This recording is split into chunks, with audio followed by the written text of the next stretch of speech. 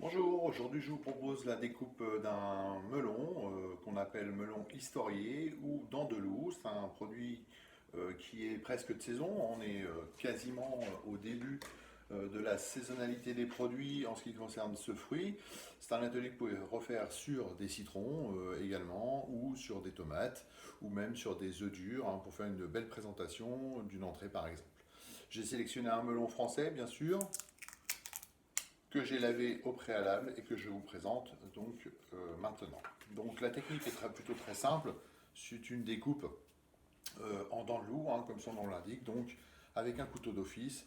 Vous prenez votre fruit, vous incisez une première fois dans un sens et une deuxième fois dans l'autre, de façon à vous faire des petites dents, tout simplement. Alors le but du jeu est de bien prendre dans le milieu, de façon à ce que ça fasse deux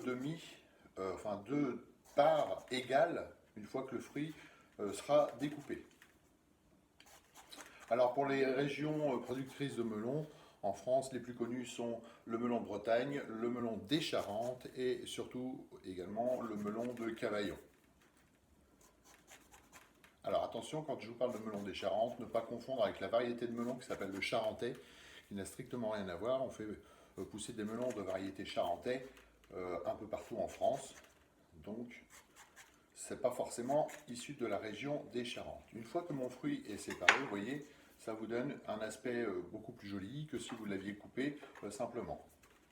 Je pense aussi à scalper un petit peu le fond de mon melon, alors pas trop parce que sinon vous risquez de percer le fruit, et si toutefois vous aviez l'intention de l'accompagner d'un liquide comme du Porto par exemple ou du Pinot des Charentes, ça passerait au travers. Donc dans mon cas de figure, moi je suis champenois, le Porto je laisse ça aux Portugais, les Pinot des Charentes je laisse ça aux autres, et je propose éventuellement un petit verre de ratafia de champagne.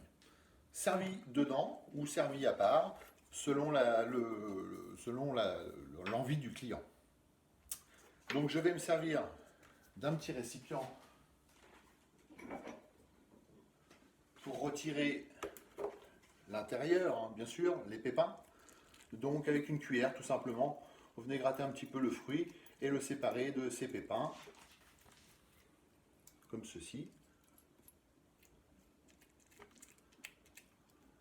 Voilà. Alors mon melon n'est pas très gros, c'est une petite variété de melon, effectivement.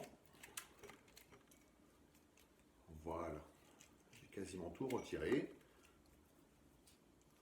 J'essaye de ne pas en laisser parce qu'au niveau gustatif, c'est quand même pas très sympa d'avoir ça dans la bouche. Encore un petit coup de cuillère ici. Et voilà, donc ça me donne ce résultat, bien sûr, que vous pouvez présenter dans une assiette creuse, comme ceci par exemple. Alors, moi j'ai pris une assiette avec un fond creux. Voilà, vous pouvez mettre ça dans une coupe également, une coupe en verre. Et puis accessoirement, le décorer avec une petite feuille de menthe. Pour les plus intéressés, vous pouvez aussi utiliser cette petite cuillère qui vous permet de former des petites boules de melon. Ça donne un aspect beaucoup plus sympathique à la fin. Je vais vous montrer ça tout de suite.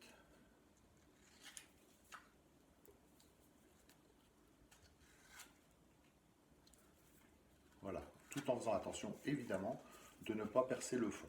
Une fois que mes petites boules sont faites, je vais les placer tout simplement dans mon melon.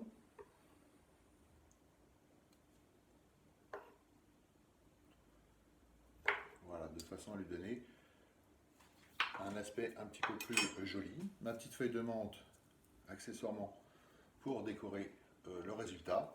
Je pose ça dans mon assiette, il n'y a plus qu'à servir, accompagné de ce que vous souhaitez. Donc je vous ai parlé des alcools, mais également on peut proposer un melon avec un peu de jambon, un jambon sec, fumé, tel que le jambon de Bayonne, si on veut rester dans les régions françaises par exemple, ou le melon à l'italienne avec un très bon jambon de Parme également. Bonne dégustation et à bientôt.